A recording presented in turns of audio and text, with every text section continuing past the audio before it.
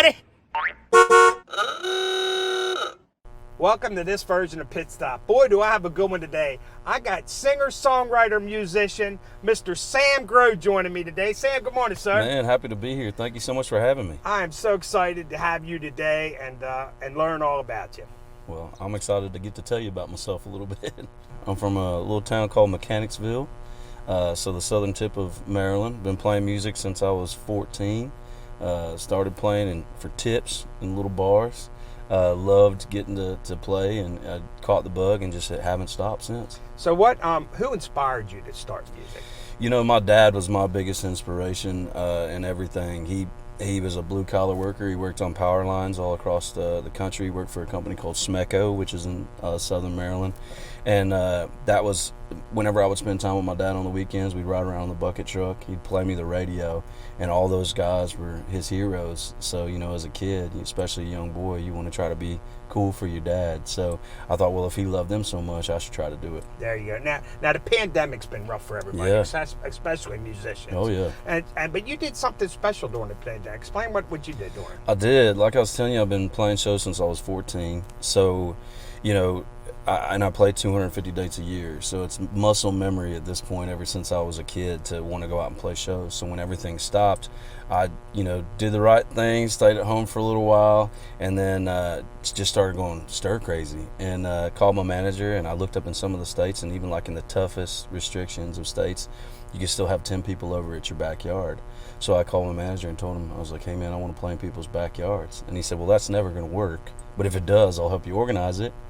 That's awesome. Yeah. So where did you play? You played from the West Coast to the East Coast, 87 shows, 100,000 miles from California and back, all No over kidding. the country. And I had a great time. I got to see Mount Rushmore. I went to Sturgis. I went to the Grand Canyon. I went to the Hoover Dam. I drank a coffee at the first Starbucks. So I lived a ton of life in 2020, and I'm grateful awesome. for it. Yeah. And Mount Rushmore special. I was just there in Wyoming, and then I went to South Dakota and went to. Did you visit Crazy Horses? Oh yeah, oh yeah. Man, I tell you, that's breathtaking. Yeah, Walking, it is. can't say where. All right, but look, you were talking about your dad earlier. Yeah. Unfortunately, your dad passed away, but taking the bad with the good, you just wrote a new song about your dad. Tell us about that. I did.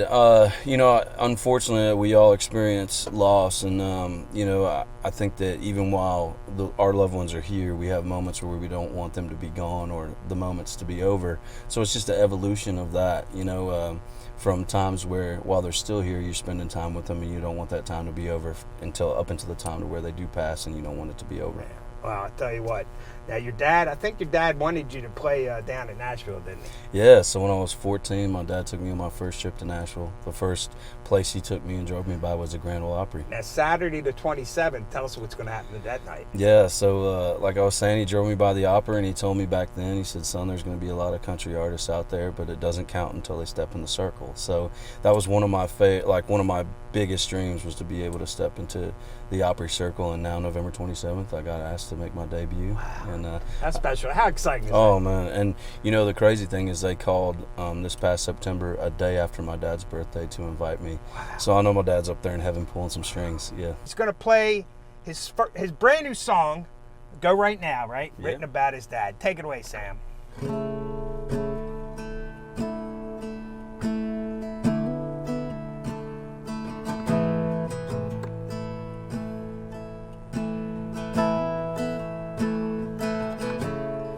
Just a kid learning how to fish on the banks of a river. Old man with a cricket in his hand, teaching me how to stick her. Just once I wish his old watch fall out in the water, 'cause that sun was going down and money's rolling around. Dad, why we gotta go right now? Can we just stay a little longer? So much we could talk about. Wishing this day could stretch a little farther. Yeah, I know we gotta go, but why we gotta go right now? Can't we stick around? Or maybe slow it down? Dad, why we gotta go right now?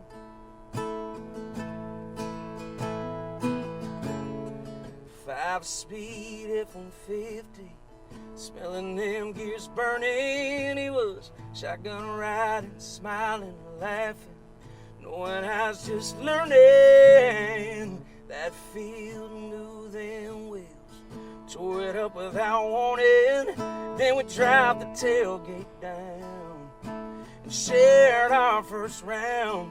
He said, son, watch you pouring, you still got school in the morning. Man, why we gotta go right now? Can't we just stay a little longer? So much we could talk about. Wishing this day could stretch a little farther. Yeah, I know we gotta go, but why we gotta go right now? Can't we stick around? But maybe slow it down. Dad, why we gotta go right now? And I drove all night so I could be by that hospital bed. I made it just in time. He opened his eyes and I said, why you gotta go right now? Can you just stay a little longer? So much we could talk about. Wishing this day could stretch a little farther. Yeah, I know you gotta go, but why you gotta go right now? Can't you stick around? Just for me, maybe slow it down. I know you're heaven bound. This ain't goodbye, it's see you around. But why you gotta go right now? Why you gotta go right now?